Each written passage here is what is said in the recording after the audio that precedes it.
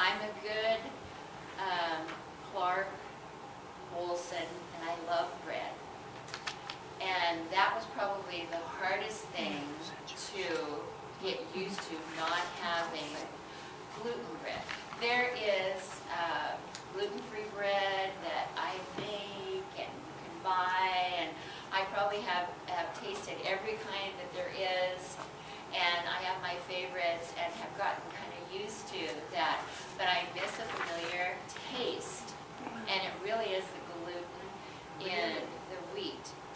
Anyway, so she said a way to start this off, make yourself a nice big pot of chicken soup and put all kinds of vegetables in it, and let's try a little fast with that soup. And so she said, it doesn't matter how much you eat of this soup, but you can just have that. And when you get hungry, have a bowl of soup. So that's what I did. And that was a real help to me in order to kind of kickstart what was happening. And so, yes. How long did you just eat your chicken soup? For about a week. And then we were going to do kind of the elimination. Cleared yourself. So you Yes, could do that. so, Okay. and the Word of God talks about fasting and prayer. Actually, fasting is a healthy thing. If you do like maybe 3 days, 4 days, however long you can go, and if you have some health issues, you don't have to totally be off of food, but whatever you can do, what it does, it really gives your body, your adrenal glands, your stomach, your intestines a rest. And that, I think that's part of what we need to do. It's a healthy thing. Anyway, so I did that, and then I started on my journey of no gluten in my diet. And I was totally ignorant about what gluten did, what foods. I just thought it was bread. But gluten is in a host of things. If you buy anything that's breaded, it has gluten. If you go to the Asian market and you love to have fried rice, it has soy sauce in it, and soy sauce has gluten in it. If you like Mexican food, and maybe you make some at home, read the ingredients of what kind of spices you're putting in there, because probably it has flour as a thickener, and flour has gluten in it. So I really had to educate myself on what to eat and what not to eat. And part of what was happening to me was I would have an upset stomach, had problems with diarrhea, constipation, headaches, and I just thought, oh well, it was something that I ate, or maybe I'm not feeling well. But this happened a lot, and I just figured, well, it's just me. But it wasn't just me; it was what I was eating. Anyway, I was thinking about what to say, and there's so much to say here. And I want you to understand that I am not against food. I like food. This is the tummy of a cook. Anyway, so it was a challenge for me. And then your body is going to go through a little bit of a detox as well. So, it's things that you need to consider. In Genesis 1:29 it says, and God said, behold, I have given you every plant yielding seed that is on the face of all the earth, and every tree with seed in its fruit. You shall have them for food. So God isn't against you eating. In 1 Corinthians 10:31 it says, so whether you eat or drink or whatever you do all to the glory of God.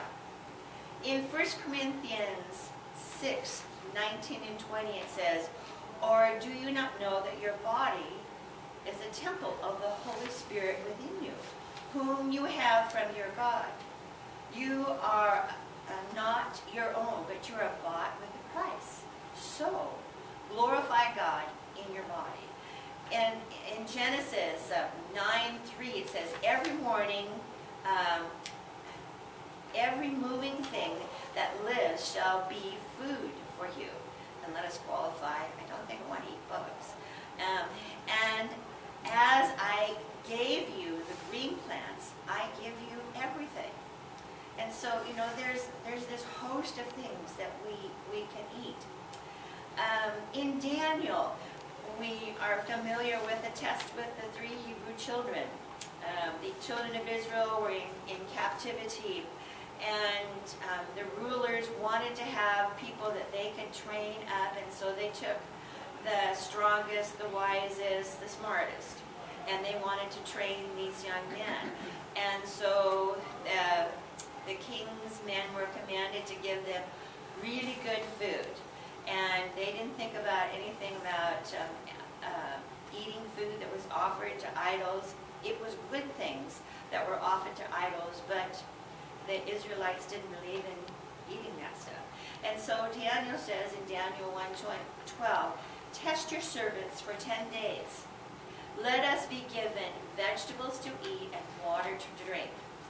And you know the outcome of that. After the 10 days, those, the Shadrach, Meshach, and Abednego were healthier, stronger than any of the others.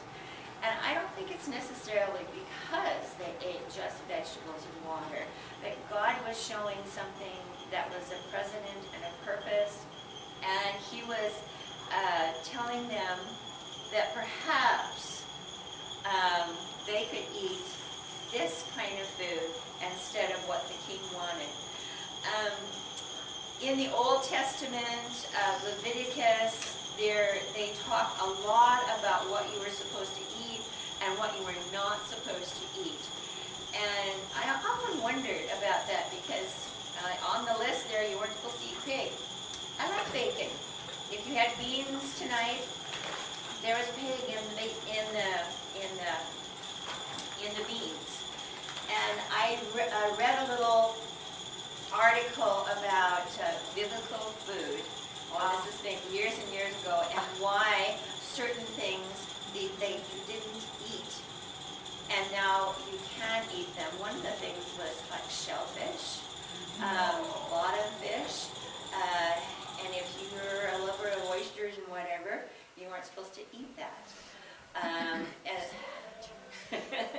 The pig had a cloven hoof, but it didn't chew the cud.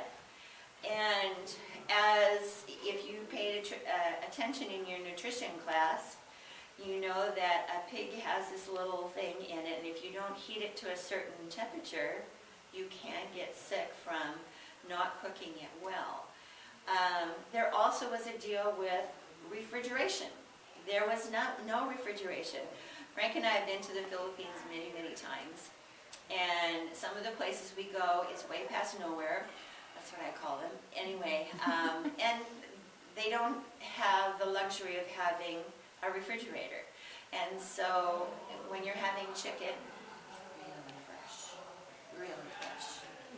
It runs around in the yard until, it's time to chop off the head and you get really fresh chicken. Well, back then they didn't have proper refrigeration. They didn't have a proper way to take care of preserving meat. And one of the things was pork was difficult to preserve, so God was wise. But as time has progressed, as our knowledge, industry, inventions have progressed, it's safe to eat that now. Anyway, but you know something? God knows everything. He knows the end from the beginning, and He wants us to be well, and He wants us to be healthy. And as in 1 Corinthians 6:12 it says, all things are lawful, but not all things are helpful. All things are lawful to me, but I will not be enslaved by anything. So whether you don't know that you have a sensitivity to gluten, or maybe you really, really like strawberry shakes or whatever, that's kind of neither here nor there. But if our body is not being healthy and we're always having difficulty, then I think we need to search out what's wrong. Yep. And so I'm the kind of person, I love a mystery. And I like to figure out who done it, and when you're watching the television, you know, who really did it. And that's me. I like the adventure. And to me, our life should be a continuous progression. And what we are seeing, maybe we don't understand some things. I didn't understand. I said, Lord, I have seen lots and lots of miracles. I have seen the dead raised. I've seen tumors come off. I've seen people get fillings in their teeth. I've seen dentures tighten up or loosen up according to what. So there's all kinds of things that we've seen, and help to pray with for miracles in finances, you name it, we saw it. But I said, hello, it's me over here, Lord, and I just want to know what the deal is. And so I was praying and asking the Lord, and I believe that one of the things was what I was eating. And sometimes we are totally ignorant about what is happening. I just figure when you go to Albertsons and you bought the really nice bread, that, you know, that was a good thing. You bought the what? Really good bread. Okay. If you went to the dairy section, that was good food, and whatever is in there, it's good food. However, we have learned that, you know, the almighty dollar takes into account a lot of things that happen at the grocery store.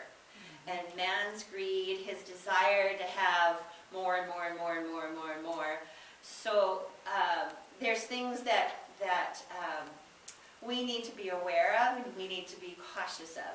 In the grocery store, I don't know if you've noticed this, but there's a lot of organic things. You know, what's the deal with that? You know, you put the seed in the ground, you let it grow, voila. And who cares about who planted it? Shouldn't that be good enough? Well, apparently not. My cousin, Donna, and a whole bunch of us went on a trip to the Philippines, and she was going to stay in the Philippines for 3 months with Youth with a Mission. And she went to a remote island. There are many, many, many islands in the Philippines. And she was there for 3 months. And they tried to be very, very careful of what they did. And you had to be especially careful of eating fresh fruits and vegetables. And so you said, well, what's wrong with that? Well, it was the fertilizer that they used.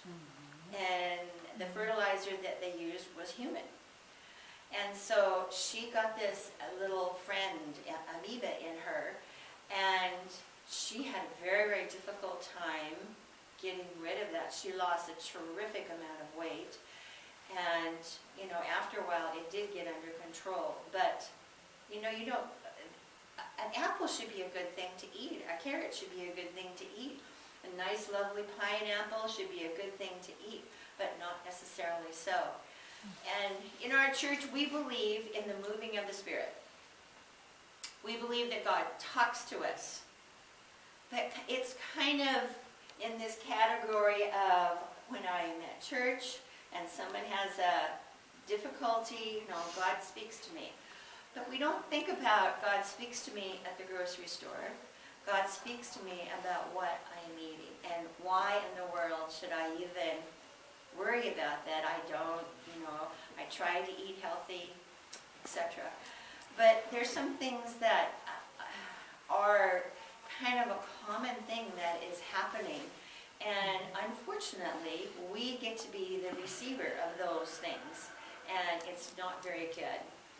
The Word of God says in 2 Timothy 2:15, and if you're a Bible school student, they drum this into you, study to show yourself approved unto God, a workman that needs not to be ashamed, rightly dividing truth. And isn't that about just the Word of God? Isn't that just about your spiritual life? I don't think so. I believe God wants to talk to us about every area.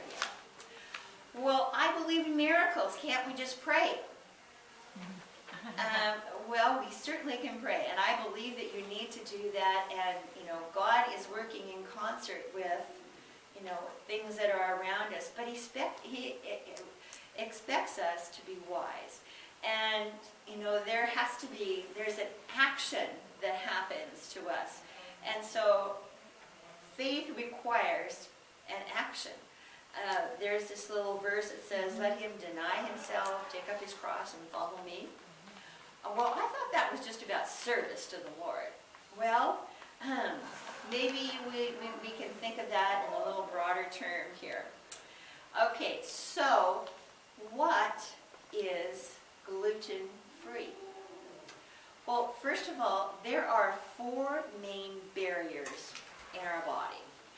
There is a barrier of our skin. That's this stuff here. And we know that the skin has many layers. There's a barrier of our lungs, because we're going to be breathing in and out, probably on a regular basis, unless I send you to the hospital. There's the blood-brain barrier, and then there's the intestinal barrier. And those systems God has put in place to protect our body. And if we feed ourselves right and we have exercise and all that there good stuff, we're going to be fine, we think, anyway. It's interesting, the intestinal barrier is the lining of the small intestine, which has 80%, did you hear me? 80% of our immune system, that's where it lives, in our small intestines. So, start doing a little calculation here. This barrier is only 1 cell thick. That's not very thick. And it regenerates itself each month. And this is an interesting thing. If you spread it out, that cell layer will go over an area of like the size of a tennis court. So, kind of thin and very, very, very, very wide here. And the cell makes that barrier. They're very, very tightly joined together. But when we start introducing things that our body doesn't recognize, yes? It regenerates once every month? Yeah. Okay. But if we're putting stuff in it that aggravates that, it breaks down the barrier.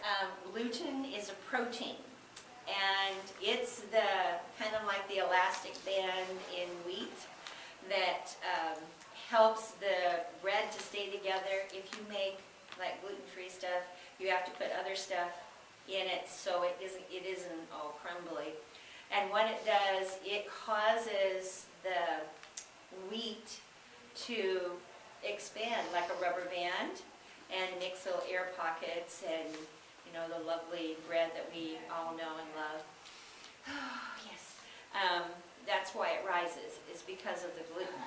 Will you notice in the freezer when you put gluten-free bread, it does not stick together Yeah. at all. Yeah. You just take a slice out and throw it in the toaster. And Yeah, there we go. It isn't what? it doesn't stick together. Oh, it's all Gluten-free. separate. No, it just doesn't stick together. It's it just, isn't. so it's kind of glue-ish. Kind of what? Kind of glue. The gluten is really the glue that sticks it together. Yeah. Is it not coming up? No. So, but the No. yeast is what makes it rise. The No. yeast will help it to rise. Oh, okay. It produces the gas, but if there's nothing that binds it together, it will just be Okay, later. like there. No, that's not added to flour. It's a normal part of flour. Yes and no. On the segment that we were going to watch, the bread that probably your mother, your grandmother ate is not the bread that we are eating now.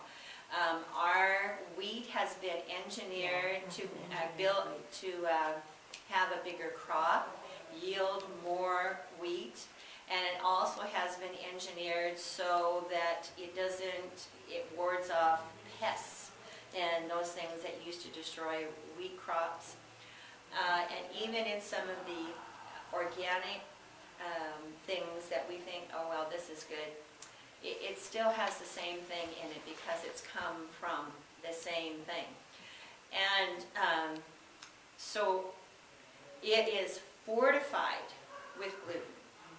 The flour naturally has gluten in it, but somebody decided, oh, Americans, people like puffy, fluffy bread, so let's put some more gluten in it because that's what causes it to puff up. And so they've fortified it with gluten. When you go to the grocery store, you can buy gluten to add to your flour, and it makes it puffier, and we thought, ooh, I'm really doing something wonderful. Anyway, the gluten in the flour attacks the small intestines lining. And remember, the lining is only like one cell thick. And normally what your body does, it acts like this giant filter. We've had some lovely food tonight, and so we've chewed it, and it's probably in your large intestine going into your small intestines right now as we speak. And the body, the intestines can't break that down, and so it is causing a reaction in your small intestines, and it makes like little teeny holes in that, and it escapes into your bloodstream. And so our bodies were created to, if there's something foreign in there, your blood cells come and they go, and they attack it. Okay, it causes indigestion and inflammation, and we think, oh, I wonder what's happening here. And we have no idea that the nice little piece of bread you ate, or that wonderful sandwich that was so good that you prepared with that nice, rich piece of bread, is causing the problem. And also, other things that kind of look the same as that gluten or whatever has been passed out into your blood that maybe is good, your body thinks that's the enemy too, and you know, so we're having a problem. Probably, I don't know, on the little video clipping, you can watch it when you go home. I didn't even think about it. We weren't going to have internet on here. Probably 40 million Americans have an autoimmune disease. That's a lot of people, and probably most of them are not aware that that is happening. So, yes? So you're talking about celiac disease when you say that, or not? A celiac disease and gluten intolerant. Okay. I don't have celiac disease, but gluten and me do not agree. And so we just say no to it. I tell myself at Christmas time, I remember having a party, I remember what that tasted like. It was really good, but I'm not going there. Anyway, so primarily gluten is found in grains like wheat, barley, rye, and there is kind of a cross thing there as well. Some things might affect you. Even I use rice flour, millet, and even sometimes the millet flour. For people who are really, really sensitive, they don't know what's going on here. I've taken gluten out of my diet. And anyway, so it's kind of you really need to listen to your body and see what's going on there. So if we want to be healthier, and we want to do the things that God has called us to do, how can we do that when we're always feeling bad, you're always feeling tired? What in the world is going on with me? What's happening?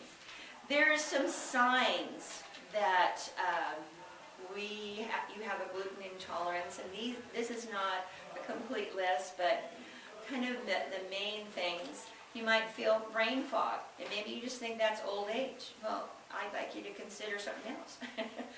Or dizzy or tired after eating gluten, and maybe we've not associated that with gluten, but I'd like you to think about it. If we have digestive problems, probably most people, the culprit is gluten, but sometimes it's dairy and other things as well. So, you just kind of need to listen to your body. Maybe you have gas, bloating, diarrhea, constipation, that kind of thing.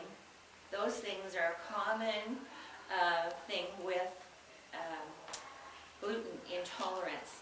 Headaches or migraines after consuming gluten. Hormone imbalances like PMS, unexpected infertility, inflammation, swelling, or pain in your joints and being stiff. Mood swings, anxiety, depression, dizziness or feeling of being kind of off balance, and also chicken skin. You know what chicken skin is? Underneath the backs of your arm. Those are all some common signs that you might be having a problem with what you're eating. So, yes. What's chicken skin? What's chickens? Oh, It's mean like you bumpy? have little bumps Bumpy. okay. all over your skin. One of our friends, Rebecca and Matt's little girl, she has, I call it chicken skin. I said, have you tested her for being gluten intolerant? Well, no. But, she has some other issues, and I am thinking that maybe that is the culprit here. So what do we do with all of this? And how do we start ourselves back on the road to recovery? And how do we even know that we have a problem with that? Well, if you have a good doctor, ask to be tested for that. I think that's an important thing. And even if you don't react positively to that, did you know that the gluten in the wheat is affecting everyone in this room? Everyone. And maybe you don't even realize that. I have a client that he started his career as a research scientist. And he's this just amazing man. He has, hello. He's sort of like talking to an encyclopedia. He has had his own counseling practice for quite a number of years, and he really believed in treating the whole person. And so has studied extensively about natural things to treat, like depression or, whatever is happening to you, as well as, pills, that kind of thing. Anyway, so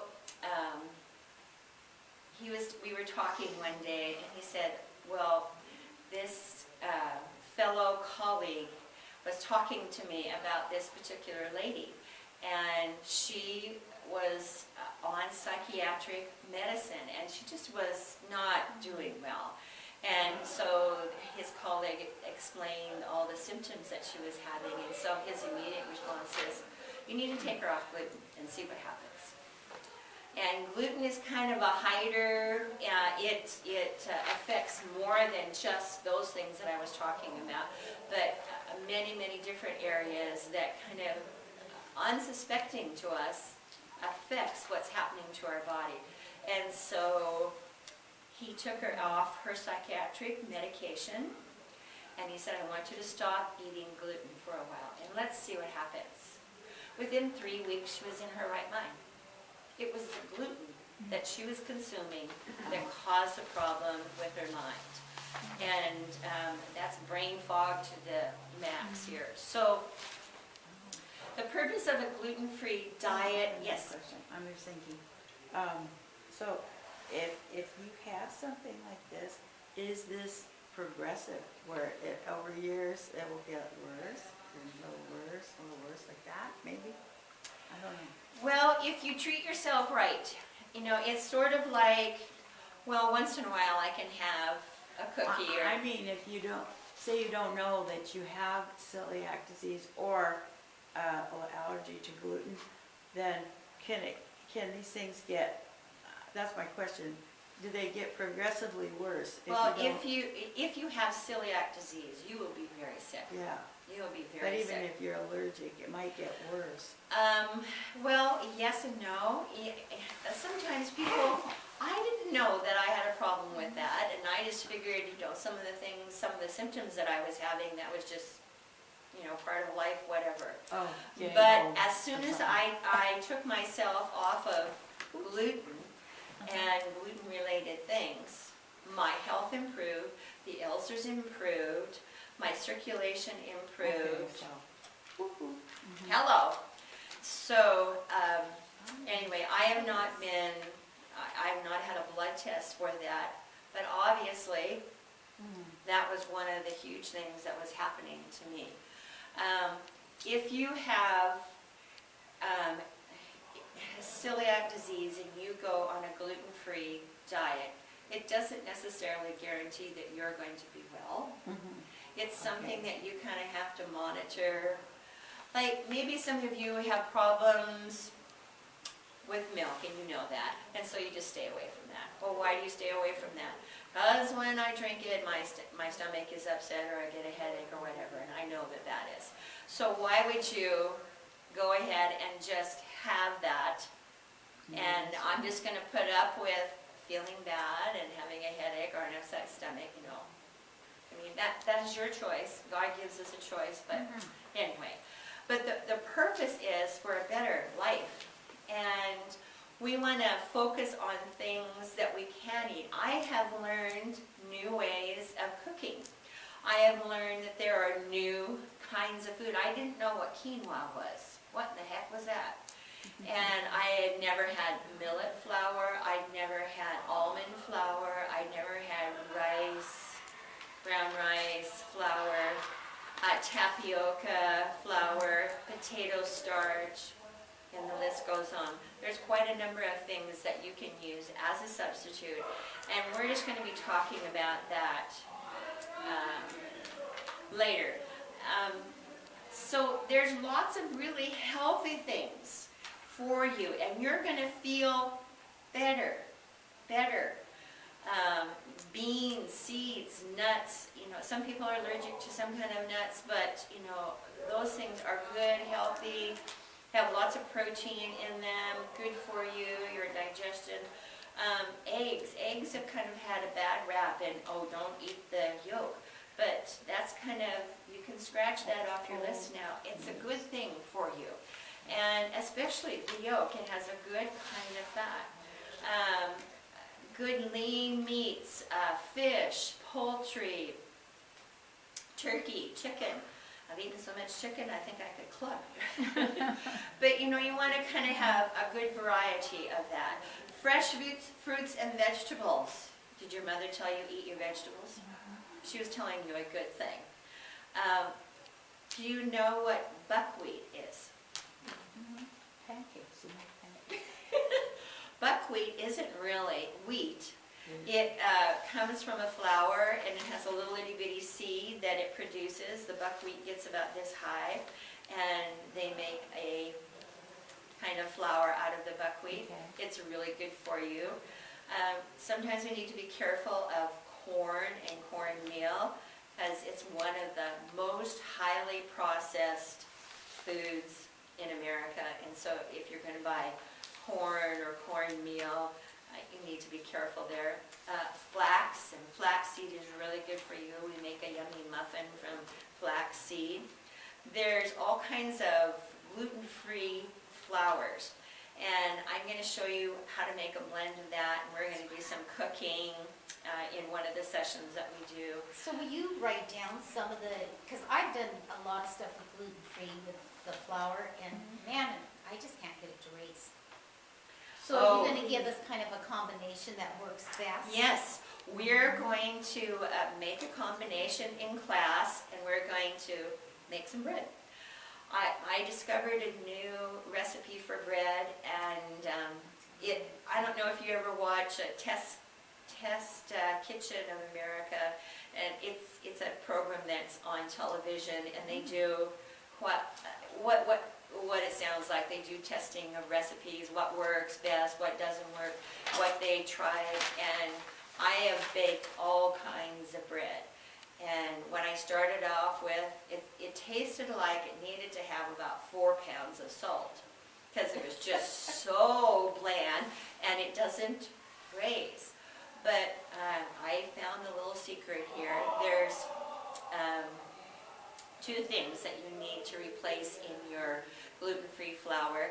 If it's gluten-free, that means it doesn't have a protein, or very much protein in it. And what happens is you need to have the protein in order for the yeast to make a gas and for it to rise. It won't rise as much as what normal gluten flour does, but it will rise and it tastes good too.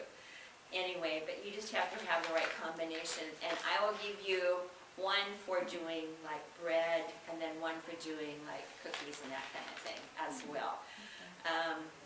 There's probably the main thing that I use in my flour mix is both kinds of, actually there's 3 kinds of rice flour. There's sweet, white, and brown rice. And it kind of gives a more familiar taste. And I also put potato starch, tapioca, almond flour, and it gives it a nice texture. It isn't so crumbly. Eggs are the secret to keeping it together. And How when about you're, pie crust? Do you use that for pie crust at all? Because I tried to do pie crust for the gluten-free. I have a different recipe that I use for pie crust, and it works pretty good, but you just have to fuss with it because It's so it crumbly. it's so crumbly. I usually put a little more moisture in it than what it says, and I roll it out between 2 layers of parchment paper. Then you do the flippy thing, and anyway, it tastes pretty good. My family likes it. Maybe they've just gotten so used to gluten-free. Poor people. Anyway, some things that you probably are not aware of, I wasn't aware of that it had gluten in it. I like using soy sauce when I cook. I like the flavor, and so one day I'm reading soy sauce has gluten. I'm going, no, it can't have gluten in it. That's my mainstay. I love using soy sauce. But then I found that you could buy soy sauce without gluten in it, and there's also another that is really better for you than soy sauce, and it tastes just like it. I'll bring that along and I'll show you what that is. Of course, cakes, pies, probably most candies have, I really like licorice. No more licorice. What binds it together is, guess what? Flour. Gravy. My family thinks that gravy is a food group. Yep. And if you're making turkey, you have to have turkey gravy, and what do you thicken it with? Can you do it in cornstarch? Yeah. Yes, you can, and I can show you how to make it, and it tastes every bit as good as the roux that you made with the flour. And if you didn't tell anybody, they wouldn't know the difference. So, you know, some little tricks to what's happening. A lot of things that you buy in a box, and I hope you don't buy stuff in a box, because that's, just say no. Just say no. What was that? Stuff you buy in a box. I, upon occasion, love to have macaroni and cheese, you know, the Kraft kind that costs $0.25 or whatever. Yeah. Oh my goodness, you just might as well eat acid or something. That's not good. Anyway, I found a way to make really good cornbread muffins, and I think they taste every bit as good as the gluten ones. I also make really good chocolate chip cookies. There is a chocolate cake to die for that you would never ever miss the gluten in it. So, you know, I think my time is getting away from us, but there's things that we can do, and I would really like you to consider maybe this, just for this week, go without having gluten and see what happens to you. And that's doesn't mean that you can't have bread anymore. That means you just can't have gluten bread. At Trader Joe's, they have plain bagels, they're gluten-free, that are really, really good. I like toasting them and putting some peanut butter on them. They're yummy. Fred Meyer makes a good bread that isn't crumbly. It's not in the frozen section. It's in where they have regular bread, and they usually don't have very much of it because everybody buys it. It is expensive, but not as expensive as like, what is that, Udi's? Udi's costs $6 a loaf. At Trader Joe, their bread, it makes good toast, I like. Isn't quite so expensive, but it's a little loaf and it's, like a half a piece of bread. Anyway, I love toast in the morning with a little bit of peanut butter and I'm good to go. If you like quinoa, buy it at Trader Joe. Every other place is probably several dollars more. Grocery outlet. That's Our cheap. grocery outlet is cheap. Quinoa. But I think some things that we need to remember, we shouldn't be so trusting of what is in the grocery store. If you choose, have a selective thing that you choose, organic, I don't think you can afford, well, maybe you're independently wealthy. Maybe you can't afford everything that is organic, whatever, but choose some things. What that does, it's good for you, and it sends a message to your grocer and to his supplier, this is in demand, and so it will get to be cheaper. Because I don't have to put a protest, I'm not eating gluten anymore. If I just don't buy it anymore, they'll get the message. And that's what we want. And we want people to be healthy. We were talking about this the other day, and we were thinking, where in the world is there wheat that is grown that has not been compromised by whatever? Let's go there, whatever country of the world. And probably there is one. But God wants us to be healthy. And He wants us to remember that our body is the temple of the Lord. And if we are having difficulty with our body, then we need to figure out what's happening. One thing that is a big plus for me has been I've lost 30 pounds. And I really didn't have to work at it. I just had to watch what kinds of things that I ate. And that was over probably about 4 years. I don't eat a lot of, I still eat some sugar, but I don't eat a lot of it and I don't crave that anymore. And it happens because you take gluten out of your diet. I don't especially want to have stuff that's been processed. It just tastes like powder. It tastes terrible. Your taste buds will come back and you will, see this little tongue here? It will start tasting things that you haven't tasted before. Eat real food. The sugar substitutes, just say no to that. If you're going to have sugar, have cane sugar. Make sure that it's organic, and it's all right to have a little teaspoon in your coffee once in a while or whatever you do.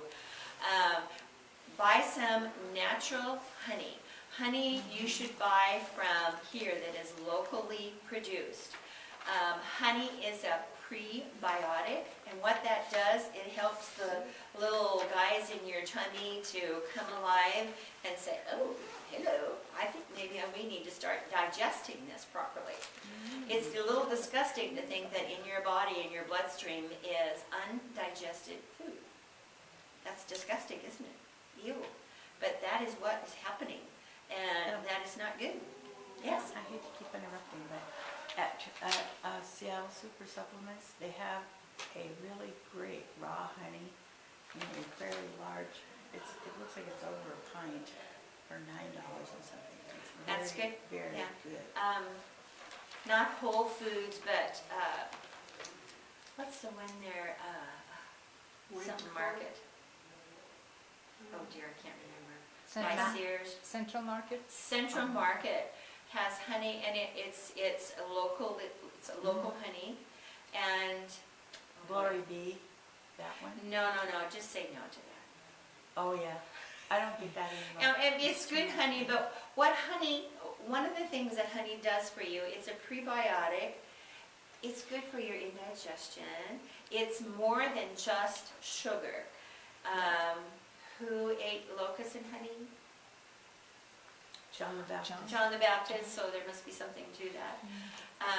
It also helps if you have allergies. I've had problems with allergies, so you want to buy something that is a local honey that's produced here. The little bee has been in the blackberry bushes. The little bee has been in the clover. The little bee has been in the fireweed. And all of those things are allergy adjutants, and that will help you. A teaspoon a day. That's a lot of honey. You I should like get it some in- hives out there in the, Yeah, well, I think there is a hive out where the garden is, which is really good, because we see lots of bees buzzing. Anyway, it's food for thought. Ha ha ha. And you have an assignment. Okay. I know we hear a lot of hype about gluten-free stuff, and some of that the marketers, producers of food have decided, oh, the American public is a little afraid of that, so let's go for it and let's produce this, and maybe that isn't necessarily good. But there really is a definite problem. And on your little sheet there, it says, watch gluten-free diet tips by Wheat Belly lifestylist Lisa, and whatever her last name is. It's 45 minutes, but it's well worth you looking at, and I'm going to ask you questions next time that we meet.